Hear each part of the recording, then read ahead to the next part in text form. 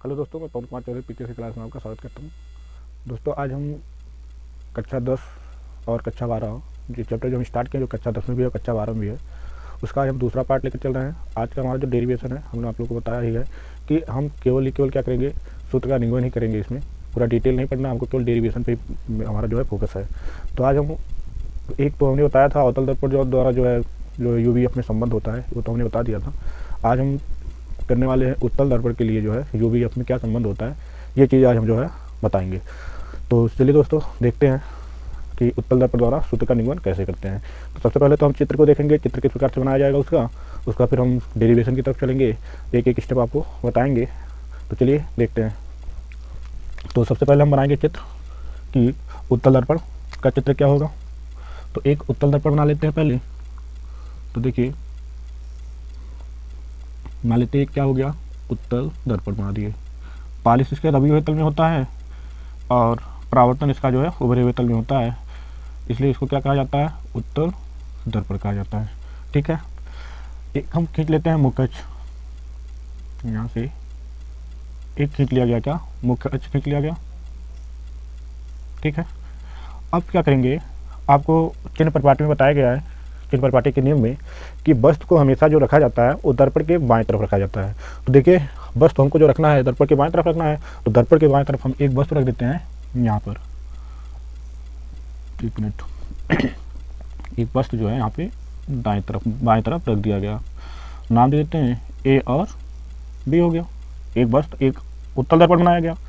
देखिए, उसका फिर से मुख्य अक्ष खींचा गया, एक वस्तु रखा गया जिसको नाम दे दिया गया ए बी सीधा करके। और किसी वस्तु की स्थिति ज्ञात करने के लिए दो किरण ली जाती है। एक किरण, आप कोई दो किरण चाहे जो ले लो, तो यहाँ पे हम दो किरण लेते हैं। एक किरण लेते हैं जो कि मुख्य अक्ष के समांतर गया, एक किरण लिया गया जो कि मुख्य अक्ष के समांतर है। अब आपको पता है मुख्य अक्ष के समांतर है तो यहाँ से क्या होगा, परावर्तन होगा। लेकिन जब परावर्तन होगा मुख्य अक्ष के समांतर है तो परावर्तन कुछ इस तरह का होगा, परावर्तन कुछ इस तरह का होगा।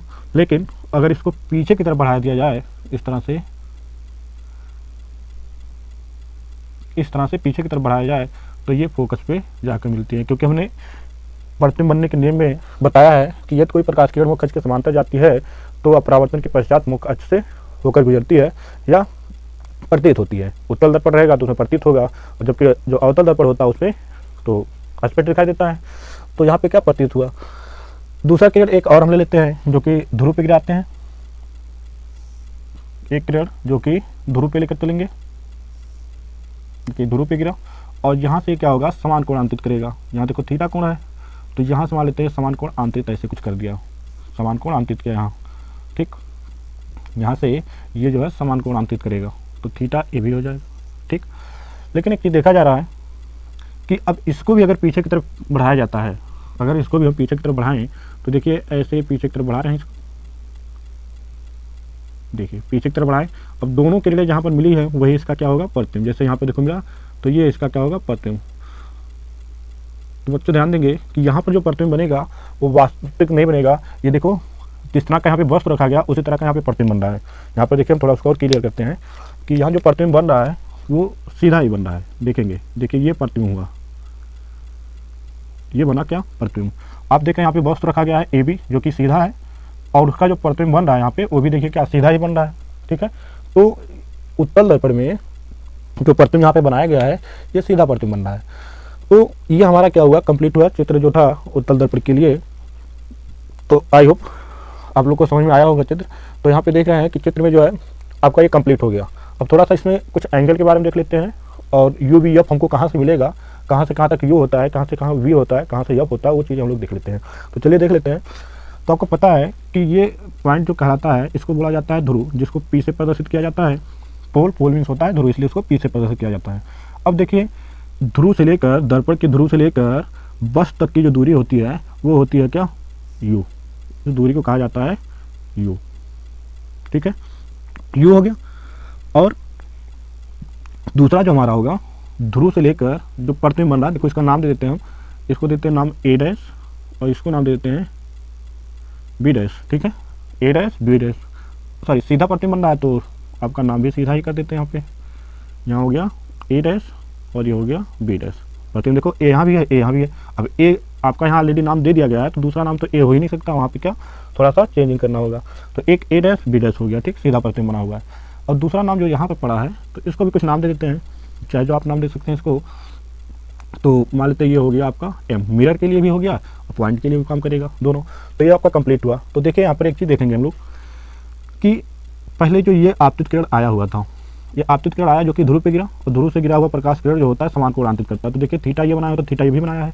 तो आप देख रहे हैं कि यहाँ पर और यहाँ पर ये शीर्षाभिमुख कोण बन रहा है। तो थीटा अगर ये है तो ये भी क्या बनेगा, थीटा कोण ही बनेगा ना, ये बनेगा, ठीक।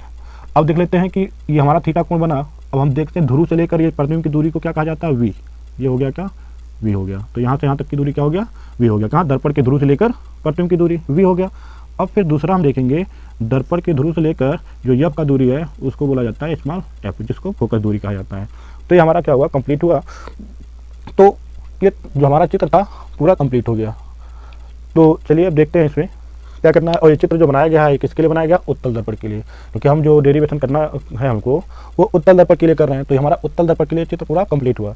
तो देखिए हमने जो आपको अवतल दर्पण में जैसा बताया हुआ था कि जिस तरह से जो मेथड हमने अवतल दर्पण के लिए अप्लाई किया था वही यहाँ पे अभी अप्लाई करेंगे, ठीक है।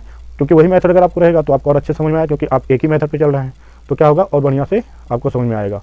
तो चलिए देखते हैं जो है कि क्या होगा आगे। तो पहले तो हम देख लेते हैं कहाँ से कहाँ तक का जो दूरी है वो दूरी हम देख लेते हैं, फिर उस दूरी को जो है लिख लेते हैं कि क्या क्या चीज़ें होगा। क्योंकि दोस्तों लाइट हमारे यहाँ जो है कट गया है तो थोड़ा सा अब ये कम ही दिखाई देगा इस पर। देखते हैं क्लियर आ रहा है कि नहीं आ रहा। चलिए ठीक है दोस्तों, देखते हैं। लाइट तो थोड़ा प्रॉब्लम हो रहा है यहाँ पर, तो चलिए देखते हैं। तो लिख लेते हैं पहले दर्पण का जो है ध्रुव से लेकर दर्पण के ध्रुव से वस्तु की दूरी, वस्तु की दूरी जो कि क्या है, वस्तु की दूरी नाम दे देते हैं। नाम हो गया क्या, पी पी। ये क्या है, यू है। अब ये धनात्मक होगा कि ऋणात्मक होगा तो आपको पता है कि ये आपतित किरण के विपरीत दिशा में मापी जा रही है। और जब आपतित किरण के विपरीत दिशा में मापी गई दूरी क्या होगी, ऋणात्मक होगी। तो ये दूरी क्या होगा, ऋणात्मक होगा। और दूसरा लिख लेते हैं हम लोग कि दर्पण से, दर्पण के ध्रुव से कहाँ तक का दूरी हमको देखना है, प्रतिबिंब की, प्रतिबिंब की दूरी जो कि क्या है, पी बी डैश है। क्या है, पी बी डैश। ये दूरी क्या हो जाएगा आपका, देखो ये प्रतिबिंब की दूरी है जो कि प्रदर्शित किया जाएगा वी से। अब ध्यान दीजिएगा अगर यहाँ चिन्ह देखा जाएगा तो चिन्ह आपका क्या होगा, तो आप थोड़ा सा ध्यान देंगे तो देखिए आपतित किरण है और आपतित किरण की जो दिशा है आप देख रहे हो इसी तरफ है, और हम दूरी जो माप रहे हैं इसी तरफ माप रहे हैं। तो ये कैसा होगा, धनात्मक होगा, क्योंकि विपरीत दिशा में थोड़ी ना जा रहे हैं हम, क्योंकि ध्रुव से दूरी मापी जाती है। अब ध्रुव से मुख के अनुदिश जा रहे हैं हम, तो यहाँ पे देखो इसी दिशा में जा रहे हैं। तो इसका मतलब क्या होगा, ये प्लस में ही रहेगा, ठीक, ये क्या रहेगा, प्लस में ही रहेगा। अब एक हमारा बच्चा क्या कि दर्पण के ध्रुव से फोकस की दूरी, फोकस की दूरी जो कि हमारा क्या है, पी एफ है। क्या है, पी एफ, जो क्या होगा, प्लस एफ होगा, क्योंकि वही वही है, ठीक। तो ये तो हमारा क्या हो गया, जो जो दूरी थी कि वस्तु की दूरी क्या थी, प्रतिबिंब की दूरी क्या थी, और जो हमारा फोकस दूरी था। तो टोटल हमारा तो ये हो गया। अब चलिए हम लोग देख लेते हैं पहले यू हमारा कहाँ से आएगा, कौन सा हम लोग त्रिभुज लें, क्योंकि यहाँ पे देख रहे हैं बहुत सारा त्रिभुज बना हुआ है। तो ऐसा कौन सा त्रिभुज लें जहाँ से हमें यू प्राप्त हो जाए, और दूसरा कौन सा त्रिभुज लें जो वी प्राप्त कर दे, और तीसरा कौन सा त्रिभुज लिया जाए जो कि एफ प्राप्त कर दे। तो चलिए आप अगर देख रहे होंगे तो यहाँ पर आप देखेंगे कि ये त्रिभुज अगर हम लोग ले लेते हैं पी बी ए ले लेते हैं, तो यहाँ से हमको देखो क्या मिल जाएगा, यहाँ से यहाँ तक की दूरी क्या है, यू है। तो हमको ये ले लेते हैं त्रिभुज एक। तो चलिए ले लेते हैं त्रिभुज, कौन सा त्रिभुज, त्रिभुज ले लेते हैं पी बी ए में। अब पी बी ए में देखेंगे हम लोग तो पी बी ए में क्या होगा, हम लेते हैं, देखो हमको क्या पता है, ये हमारा लंब हो गया और ये हो गया आधार हो गया। तो आधार पता है, लंब पता है, तो हम लोग लेते हैं क्या, tan ले लेते हैं, अनुपातिक वैल्यू जो हमारा होता है वो tan लेते हैं। तो tan थीटा क्या हुआ, tan थीटा, tan थीटा बराबर क्या होता है, लंब बटा आधार। तो लंब हो गया ए बी, लंब क्या हो गया ए बी, और आधार आप देखेंगे तो आधार क्या है, पी बी है, आधार क्या है, पी बी है।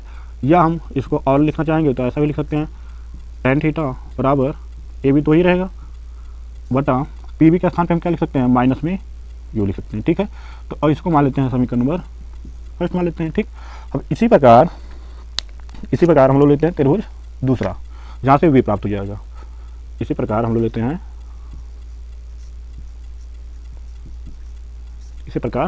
देखो वी हमको लेना है, ये थीटा था, यहाँ भी थीटा बना हुआ और ये दूरी वी भी हो जाएगा यहाँ से। तो लेते हैं त्रिभुज p a dash B dash, त्रिभुज लेते हैं कौन सा, त्रिभुज पी ए डैश और बी डैश में।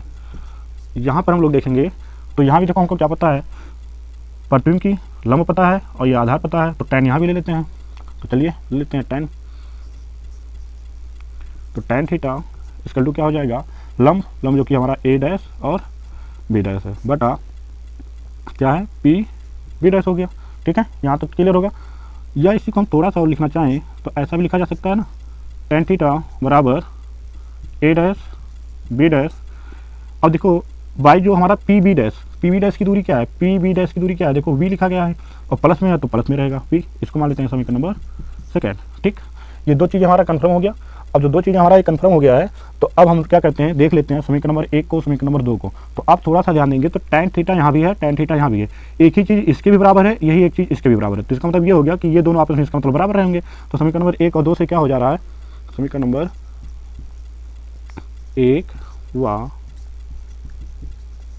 समीकरण नंबर 2 से क्या हो रहा है कि जो हमारा ए बी है बटा माइनस यू, ये बराबर हो जा रहा है ए dash B dash upon V K, ठीक है। हम लोग करते क्या है अब कि यहाँ पर ए बी है जो कि हमारा क्या है, वस्तु को जो है रिप्रेजेंट करता है, और ए डैश बी डैश जो है ये प्रदर्शित करता है क्या, इमेज को, जो इसके द्वारा इसका जो प्रतिबिंब बना हुआ होता है ए डैश बी डैश जो है यहाँ पे प्रदर्शित कर रहा है। तो हम लोग क्या करते हैं कि ए बी को यहीं रहने देते हैं, लेकिन ए डैश बी डैश को इसके नीचे ले आते हैं, और जो यहाँ पर यू आप देख रहे हो, इस यू को लेकर पक्षांतर उधर कर देते हैं। तो आपको पता है अगर इधर ये अंश है तो इधर अगर आएगा तो हर हो जाएगा, क्योंकि विपरीत होता है, और इधर अगर हर है उधर जाएगा तो क्या हो जाएगा, अंश हो जाएगा। तो चलिए वही रूल अप्लाई करते हैं। तो हो क्या जाएगा ये, तो ए बी बटा ए डैश बी डैश, और ये उधर जाएगा तो यू बटा वी हो जाएगा। इसको फाइनली मान लेते हैं समीकरण नंबर 3। समीकरण नंबर कितना हो गया, 3 हो गया, ठीक। अब फिर देखिए यहाँ से तो हमारा u और v जो था ये तो क्लियर हो गया, ठीक है। अब हम लोग देख लेते हैं क्या कि जो है आगे क्या होगा। तो आगे देख लेते हैं। अब हमें क्या प्राप्त करना है, f लेना है। अब f लेने के लिए हम लोग क्या करते हैं कि सबसे पहले ये त्रिभुज ले लेते हैं। आप देखेंगे समकोण त्रिभुज बनाया, क्योंकि ये जो हम डेरिवेशन करा रहे हैं ये द्वारक को बहुत छोटा करके, द्वारक बहुत छोटा करने का मतलब आप लोग को बताया भी गया था। ये द्वारक बहुत छोटा का मतलब क्या होगा, जैसे आपका क्या होगा, ये यही होता है क्या, दर्पण होता है, ये दर्पण हुआ। अब इस दर्पण को अगर और हम थोड़ा सा देखें, इसका एक दर्पण का कोई एक बिंदु ऐसा भी आता है जहाँ पर ये स्ट्रेट होता है, ऐसे देखो। अब इसको मिटा दें तो आपको लगेगा क्या, स्ट्रेट लाइन है। तो हम जो डेरिवेशन कर रहे हैं इसी पे कर रहे हैं, स्ट्रेट लाइन पर। मतलब आप लिख सकते हैं क्या कि द्वारक बहुत छोटा की स्थिति में हम यहाँ पे डेरिवेशन करा रहे हैं, ठीक है। इसको स्ट्रेट मान के, मतलब सीधे रेखा मान कर, ठीक है। तो हम लेते हैं त्रिभुज कौन सा, पी एफ और एम ले लेते हैं। अब हम त्रिभुज ले लेते हैं कौन सा, चलिए त्रिभुज ले लेते हैं हम कौन सा, त्रिभुज पी एफ एम में, क्योंकि यहाँ से हमें क्या प्राप्त हो जाएगा, यह प्राप्त हो जाएगा। लेकिन एक चीज़ देखेंगे यहाँ पर कोण क्या बना रहा है। तो कोण यहाँ पर मान लेते हैं ये क्या है, फाई कोण बना रहा है, ठीक है। कोण हमें पता नहीं है तो कोण मान लेते हैं फाई कोण बना रहा है। तो चलिए देख लेते हैं। तो क्या हो जाएगा, tan फाई, क्योंकि यहाँ भी हमको लंब पता है, tan फाई इक्वल टू, देखेंगे तो आपका tan फाई समूह हो जा, जो कि क्या है पी एम है, क्योंकि ये त्रिभुज लिया गया है पी एम, या एम पी लिख सकते हो, एम पी इक्वल टू आधार जो इसका है क्या है, पी एफ है, आधार क्या है पी एफ हो गया, ठीक है। या इसको और क्या लिखेंगे हम लोग, tan phi equal m p by p f की दूरी क्या है, एफ है, जो कि धनात्मक है। इसको मान लेते हैं 4। समीकरण हमारा क्या हो जाएगा, ये 4 हो जाएगा, ठीक है। अब हम लोग क्या करते हैं, क्योंकि यहाँ पे tan फाई आया है तो tan फाई और हमको देखना है, तो यहाँ पे हम लोग लेते हैं कौन सा, ये वाला त्रिभुज ए डैश बी डैश एफ ले लेते हैं। कौन सा त्रिभुज ले लेते हैं, ए डैश बी डैश एफ ले लेते हैं। तो चलिए देखते हैं त्रिभुज किसी प्रकार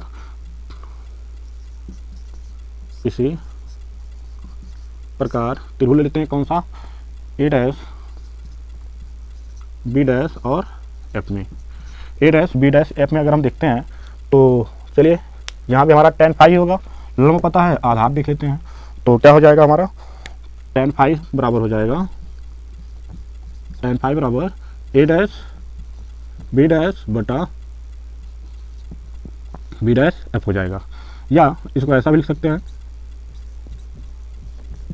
टेन फाई ए डैश बी डैश बटा, ये दूरी को निकाल लेते हैं। आप देखिए क्योंकि ये दूरी तो हमें पता नहीं है, तो इस दूरी को निकालने के लिए हम क्या कर सकते हैं, पी एफ में से पूरे दूरी में से, देखो ऐसे तो है पी, ऐसे लाइनिंग है, अब देख रहे हो ये मुख्य है और यहाँ पर क्या है बी डैश है, ये क्या है एफ है। अगर हमें ये दूरी ज्ञात करना हो, ये वाला दूरिया, तो हम क्या करेंगे, पूरा दूरी अगर हमें पता है कि पूरा दूरी मान लेते हैं 10 मीटर है, ठीक है, और ये दूरी हमें पता है कि 5 मीटर है, तो हम लोग क्या कर सकते हैं, पूरे दूरी में से अगर हम 10 में से 5 को घटा दें तो क्या बचेगा, बी एफ का दूरी जो है ये पता चल जाएगा, नहीं पता चल जाएगा। तो ऐसे अगर हमें पूरा दूरी पता है कि एफ है और ये दूरी पता है कि वी है, तो ये दूरी तो हम तो निकाल ही सकते हैं। तो चलिए वही निकाल लेते हैं। तो क्या हो जाएगा, पूरा दूरी जो कि एफ है में से क्या घटा देंगे, वी को, ठीक है। तो इसको मान लेते हैं इक्वेशन 5, ठीक। अब देखिए आप 4 को और 5 को दोनों को देखेंगे तो देखिए 10 फाई यहाँ भी है, 10 फाई यहाँ भी है, तो जो दोनों 10 फाई है तो इसको हल कर लेते हैं, इक्वल हो जाएगा। तो समीकरण नंबर 4 व 5 से क्या हो जाएगा, देखिए क्या है एम पी बटा क्या है एफ है, बराबर हो जाएगा ए डैश बी डैश अपन क्या हो जाएगा एफ माइनस वी हो जाएगा, ठीक। इसको भी वही कर लेते हैं, यहाँ एफ हर है तो उधर जाएगा अंश हो जाएगा, ये अंश इधर आएगा हर हो जाएगा, तो ये हो जाएगा एम पी बटा ए डैश बी डैश बराबर एफ अपान में हो जाएगा एफ माइनस वी, ठीक। परंतु हम एक चीज़ देख रहे हैं कि यहाँ पे ए बी की जो लंबाई होगी, ए बी की लंबाई जो होगी और यहाँ पर पी बी की लंबाई होगी समान होगी, क्यों होगी, क्योंकि ये रेखाएं जो हैं आपका जो पी बी आपका जो मुख्यच है, मुख्यच के ही समांतर होते हैं, रेखा आपका गया है ए जो किरण गया है ए एम, ये इसी के समांतर गया है। तो समांतर रेखाएं क्या होता है, बीच में जो गैपिंग होता है अनंत क्या होता है, बराबर होता है। परंतु हम लोग जानते क्या, परंतु एम पी बराबर है किसके, ए बी के, तब क्या होगा, एम पी की जगह पे ए बी हो जाएगा बटा ए डैश बी डैश बराबर हो जाएगा एफ माइनस वी, समीकरण नंबर 6 हो जाएगा, ठीक। तो चलिए देखिए यहाँ पे वीडियो नीचे जो है क्लियर आएगा नहीं, तो इसलिए हम क्या करते हैं, इसके ऊपर वाले को मिटाते हैं, ठीक है। तब तक हम थोड़ा सा देख लेते हैं वीडियो क्लियर आ रहा है कि नहीं, ठीक है, वीडियो क्लियर आ रहा है। तो चलिए इसको मिटाते हैं, ऊपर जो है तो उसको मिटा देते हैं क्योंकि ये चीज़ें तो क्लियर हो गया है।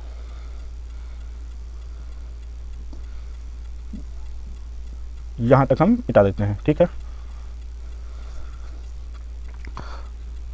अब देखिए बच्चों, यहाँ से आप समीकरण नंबर 3 को देखिए और समीकरण नंबर जो हमारा यहाँ पे 6 आया हुआ है, ये दोनों समीकरण को देखिए, समीकरण नंबर जो 6 हमारा आया हुआ है और समीकरण नंबर जो 3 पहले से आया हुआ है। तो एक चीज़ आप देख रहे होंगे दोनों में कॉमन है, वो चीज़ क्या है, तो ये चीज़ आप देख रहे होंगे ए बी है और बटा में क्या है ए डैश बी डैश, देखिए ए बी बटा ए डैश बी डैश यहाँ भी आपको मिल रहा है और ए बी बटा ए डैश बी डैश यहाँ भी मिल रहा है। तो इसका मतलब क्या है कि एक ही चीज़ दोनों में है, एक बार क्या हुआ ये माइनस यू बटा वी के बराबर है, एक बार क्या हुआ ये एफ बटा एफ माइनस वी के बराबर है। तो इसका मतलब ये हुआ कि ये इसके भी बराबर हो जाएगा, जब ये चीज़ यही एक चीज़ यार दोनों के बराबर है तो ये क्या होगा, इसके भी बराबर हो जाएगा। तो चलिए देख लेते हैं समीकरण नंबर 3 व समीकरण नंबर 6 से क्या देख रहे हैं हम लोग, यहाँ पे क्या है माइनस यू बटा वी बराबर क्या हो जाएगा एफ बटा एफ माइनस वी, ठीक।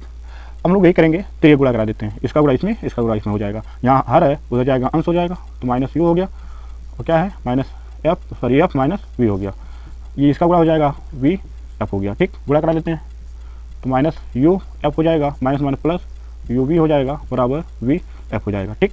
हम कहते हैं माइनस में उसको पछांतर कर देते हैं, तो यहाँ बचा क्या यू वी बचा, उधर जाएगा तो वी एफ पहले से है और प्लस ये भी क्या हो जाएगा यू एफ हो जाएगा, ठीक।